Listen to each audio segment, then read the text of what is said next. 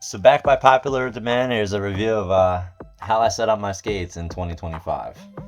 So we're going to start with what the base model is. It's the Danny Beer 909 Pro Them skate. My second pair of the Danny Beer shells. A nice thank you hand-me-down from the gods of the skate world to keep me going. Why I'm skating this shell right now is because I just like how the look of it is. I don't see many people skating this shell. I like how the liner looks.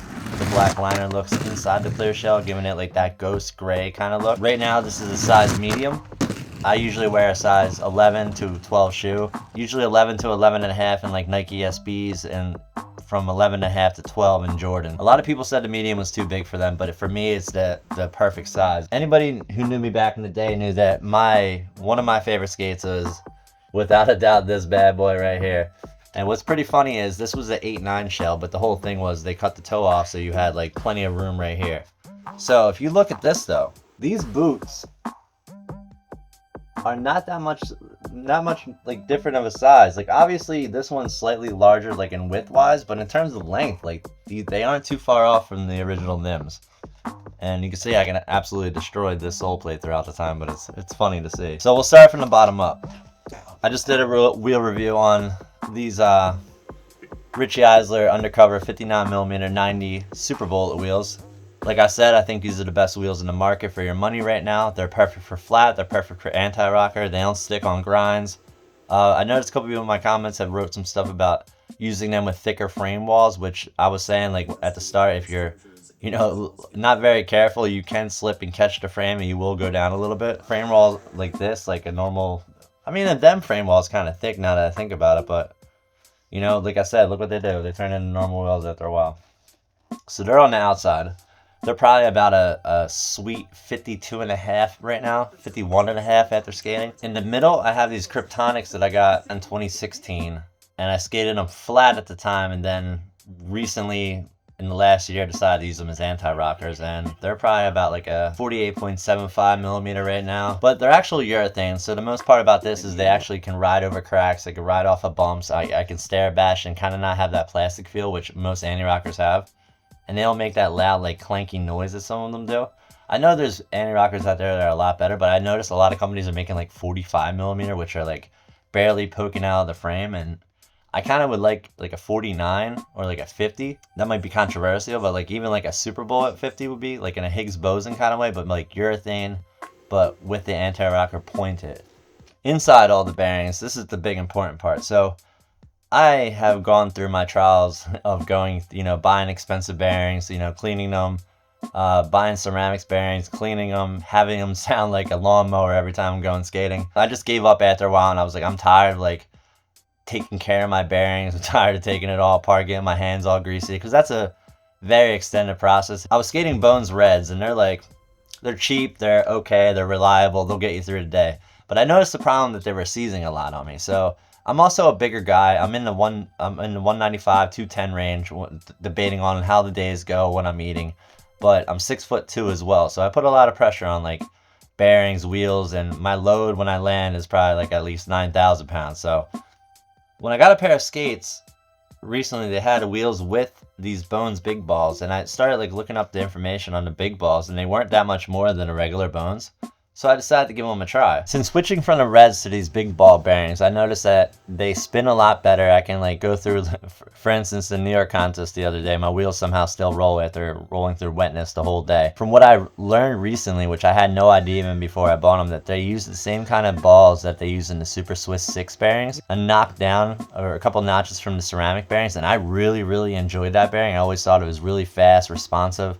So to read that essentially this is a cheaper model of that Super Swiss 6 bearing, count me in, because these aren't, like, I think they were 20 bucks. So so far so good with these, and I've been skating this particular bearing with these wheels. I don't even know when I got these bearings, but they're still rolling pretty well. I haven't done any maintenance to them because I feel like for 20 bucks you might as well just throw them out, or throw them into the desk. The main reason I chose the big balls over the Reds is they were slightly more money, but they have bigger ball bearings, so it handles more for a guy my size. So I figure, why not listen to that? Why not try it? And so far it works for me. Maybe not for you, but I really enjoy this particular bearing. Further up, we got the Them Street frames. Like I said, I have another review on the channel with this one. I go really in depth. These are just really cheap.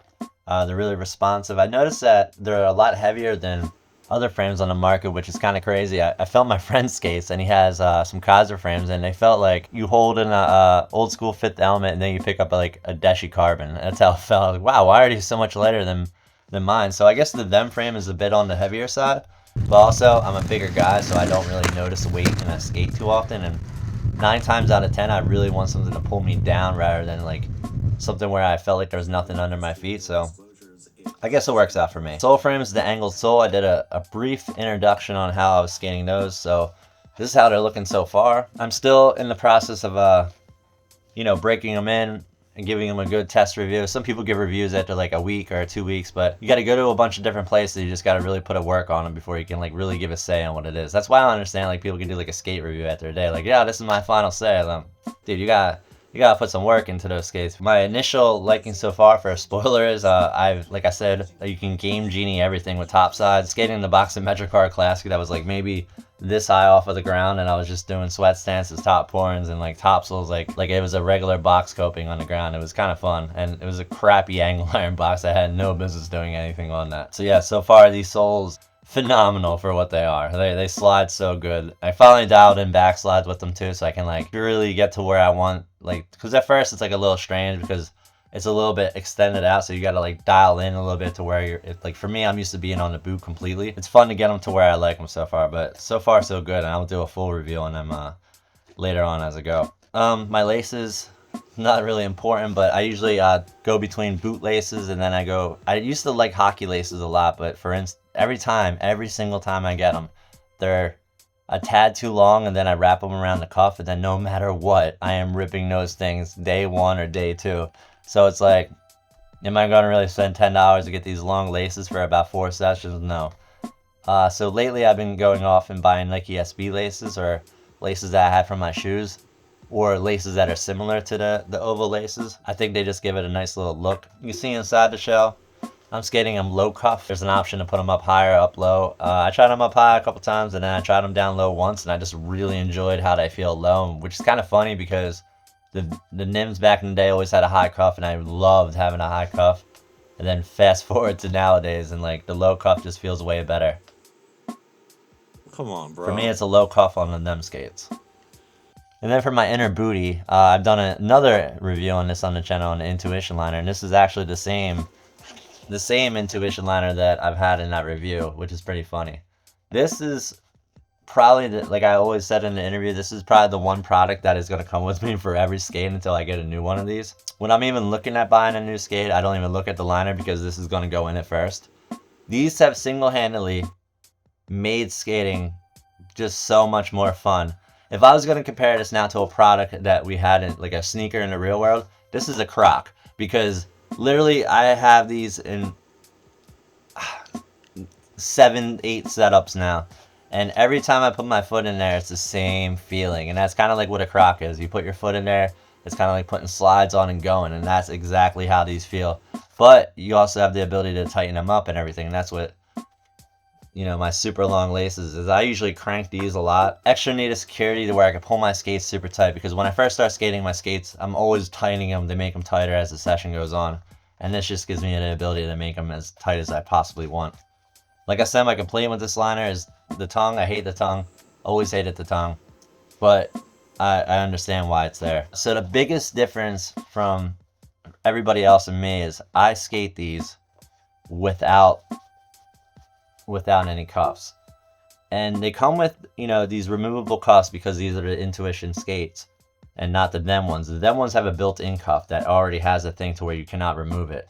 So I had originally skated it with the cuff and I liked it, but when I took them off, it just kind of reminded me of a truss liner in a way, to where it's just a booty. And for me personally, I'm not jumping any like 90-foot drop gaps. I'm not putting myself in a position where I need like a ton of ankle support for the most part. I'm skating ledges, banks, and bumps off the ground for the most part. So it's like I don't really need, I don't need RoboCop around my ankle to save me. So I vouch for just having nothing on there, and I think that gives me, I guess, an extra level of comfort. Maybe it just gives me an extra level of comfort, and it has me like feeling like the liners did back in the day. And I say like also this is probably the closest thing that we had to a Trust version 2 liner, which I thought was the best liner of all time at the time, and I can't believe that actually, like, that was it for that company after that. It's like they made that liner, which was phenomenal, and then they were just gone. This liner, without it, I would probably not be skating right now. That's how important it is. I'm probably going to be switching my setup soon. As you can see, my cuffs have started to talk a little bit. They're speaking to me as I skate.